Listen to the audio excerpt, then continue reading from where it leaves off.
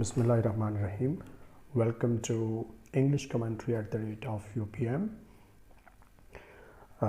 This is Sohaib Ahmed, and today I'm going to talk about another successful interview of a PPSC lecturer for the subject of English, and the interview that happened last year.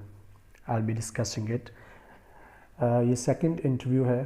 पहले interview में मैंने कुछ अपने questions आपके साथ share किए थे, और ये जो इंटरव्यू है ये भी एक दोस्त हैं मेरे, बावलपुर रीजन से इनकी सिलेक्शन हुई.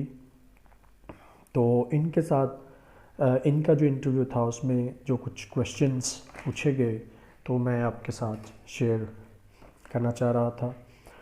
तो अगेन एक चीज़, इससे पहले मैं सवाल जो है उनको स्टार्ट करूं, वो ये है कि जितने भी सक्सेसफुल कैंडिडेट्स होते हैं दे आर नॉट बेंचमार्क.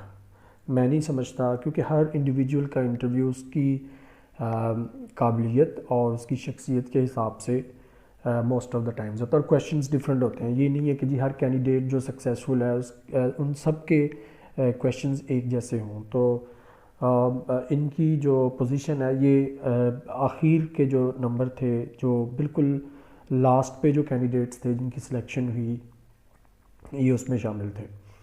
तो इनसे जो पहले जनरल सवाल कि what are you doing these days, तो इस तरह की बात, इंट्रोडक्शन वगैरह जो है जो अमूमी तौर पे आपको तैयार कर लेना चाहिए, लेकिन वो इनसे भी नहीं हुआ. तो the first question that he was asked during the interview is, in murder of Aziz Khan, the actual murder didn't happen. Then why the title of the novel is Murder of Aziz Khan? Aziz Khan is a novel written by Zulfikar Ghosh. तो इस novel के अंदर जो जुल्फ़िकार गौस हैं वो murder of अज़ीज़ खान जो लिखा है उन्होंने, तो इसमें ये क्वेश्चन है कि जी मर्डर तो नहीं होता अज़ीज़ खान का, फिर इसका नाम क्यों है. यानी इस क्वेश्चन के अंदर वो सिग्निफिकेंस ऑफ द टाइटल जो है वो पूछ रहा है. तो इसमें आपने जस्टिफाई करना है. कोई भी हो सकता है, आपसे किसी भी नावल के बारे में अगर वो पूछ रहे हैं तो आपने अगर टाइटल के बारे में, फॉर एग्जांपल अगर टाइटल है नावल का क्रैकिंग इंडिया या द आइस कैंडी मैन, तो उसमें वो ये पूछ सकते हैं आपसे कि इसकी सिग्निफिकेंस क्या है इस टाइटल की, इस नावल का जो टाइटल है उसकी आप सिग्निफिकेंस बताएंगे. तो सेकंड क्वेश्चन जो है हमारे ये दोस्त हैं इनसे जो पूछा गया वो था कि आप थीम्स बताएं. अज़ीज़ खान जो नावल है उसके अंदर कौन कौन से थीम्स डिस्कस हुए हैं, तो ये सेकंड क्वेश्चन था. थर्ड क्वेश्चन था role of women in Shakespearean pledge.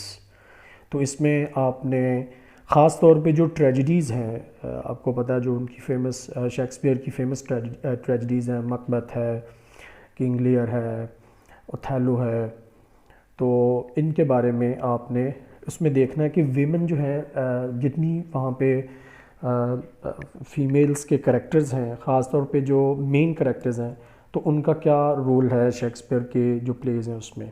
Shakespeare की जो ट्रेजिडीज़ हैं, बेसिकली 4 ट्रेजिडीज़, तो उसमें ये क्वेश्चन उससे रिलेटेड है. तो इसमें भी आपने शेक्सपियर से रिलेटेड अक्सर क्वेश्चन पूछ लिया जाता है इंटरव्यू में. नेक्स्ट क्वेश्चन था व्हाट इज़ पैंथिज़म. अब पैंथिज़म जो है ये एक टर्म है.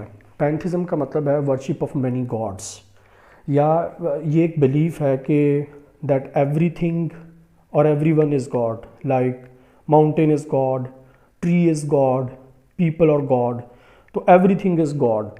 तो ये एक बिलीफ है, ये जस्ट एक टर्म है जो आपको पता होनी चाहिए कि पैंथिज़म जो है इसका क्या मतलब है लिटरेचर में. नेक्स्ट क्वेश्चन था give some examples of mysticism in the works of William Wordsworth. तो अगर आपने रोमांटिक एज पढ़ी है या रोमांटिसिज्म पढ़ा है तो यू ऑल नो दैट, अगर आपने लिटरेचर पढ़ा है तो आपको पता होगा कि रोमांटिसिज्म जो है वो एक मूवमेंट थी, एंड वर्ड्सवर्थ जो है उसमें बड़ा एक सबसे तकरीबन अगर आप देखें राइटिंग्स के अतबार से या इन्फ्लुएंस के अतबार से, तो रोमांटिक जो एज है उसमें सबसे बड़े पोइट की हैसियत से अगर कोई पोइट जाना जाता तो विलियम वर्ड्सवर्थ थे.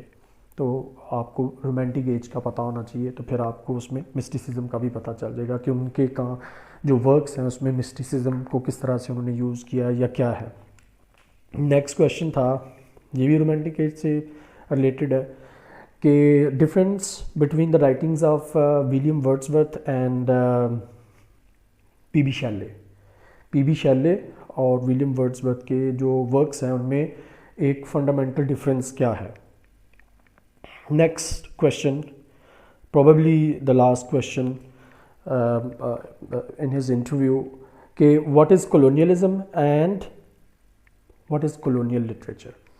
تو اس میں بھی آپ کو پتہ ہونا چاہیے کہ کولونیلزم کیا ہے۔ کولونیلزم کیا تھا کہ جی پولیٹیکل کنٹرول، خاص طور پہ جو یورپین پاورز تھیں، کولونیل پاور جس میں برٹن ہے، فرانس وغیرہ ہیں، تو انہوں نے کس طرح سے دوسرے کنٹریز میں جا کے جو جیسے انڈیا ہے، انہوں نے انڈیا پہ آ کے قبضہ کر لیا، یا اور ایشیا کی کنٹریز ہیں یا افریقن کنٹریز ہیں، تو وہاں جا کے کس طرح سے پولیٹیکل ایک ڈومیننس وہاں پہ بنائی اپنی، اور پھر کس طرح سے وہاں کے جو ریسورسز تھے ان کو ایکسپلائٹ کیا۔ تو یہ تو ہو گیا جی کولونیلزم، یہ آپ کو پتہ ہونا چاہیے ایک ٹرم ہے۔ اور کولونیل لٹریچر کیا ہے؟ کولونیل لٹریچر جو ہے یہ بھی آپ کو پتہ ہونا چاہیے کہ ایسا لٹریچر جو کولونائزیشن کے دوران لکھا گیا، اور ایسے جو ورکس تھے ان کی جو سیٹنگ تھی وہ کالونیز تھیں، ٹھیک ہے، تو یہ بھی آپ کو پتہ ہونا چاہیے۔ اچھا، اسی سے ریلیٹڈ کویشچن جو ہے وہ بالکل پوچھا جا سکتا ہے، وہ ہوگا پوسٹ کولونیلزم کیا ہے۔ تو اب یہ بھی آپ کو پتہ ہونا چاہیے کہ پوسٹ کولونیلزم کیا ہے۔ موسٹ آف دا ٹائمز وہ پوچھتے ہیں کہ کیا پوسٹ کولونیل لٹریچر ہے، کیا آج جو لٹریچر لکھا جا رہا ہے، کیونکہ ڈی کولونائزیشن ہو چکی ہے اب تو کوئی بھی ایسا کنٹری نہیں ہے جو دوسرے کنٹری کے اس طرح کولونائزیشن ہو ڈائریکٹ، تو کیا اب جو لٹریچر لکھا جائے گا وہ پوسٹ کولونیل لٹریچر کا حصہ ہوگا یا نہیں؟ تو بالکل ہوگا۔ اس کی ریزن یہ ہے کہ جو کولونائزیشن کا پروسیس ہے وہ ابھی بھی جاری ہے، ٹھیک ہے۔ وہ کس طرح سے ہے کہ اب فزیکل کنٹرول جو پہلے ڈائریکٹ کنٹرول تھا، جیسے برٹن یہاں پہ آ کے کنٹرول کر رہے تھے انڈیا کو، یا پاکستان کا جو ریجن ہے، یا افریقہ میں کچھ کنٹریز جا کے کر رہے تھے یورپین، تو اب کیا ہے، اب انہوں نے دوسری طرح سے امپیریلائزیشن ابھی بھی جاری ہے۔ وہ کس طرح سے ہے جی، وہاں رجیم چینج کروا دیتے ہیں وہ، ٹھیک ہے، پیسے کا استعمال ہوتا ہے۔ تو یہ ڈیفرنٹ شیپس ہیں، یا کلچرل جو ایک یلغار ہے، جیسے لینگویج کے تھرو وہاں انفلوئنس وہ اپنا رکھتے ہیں، تو still the process of colonization is going on.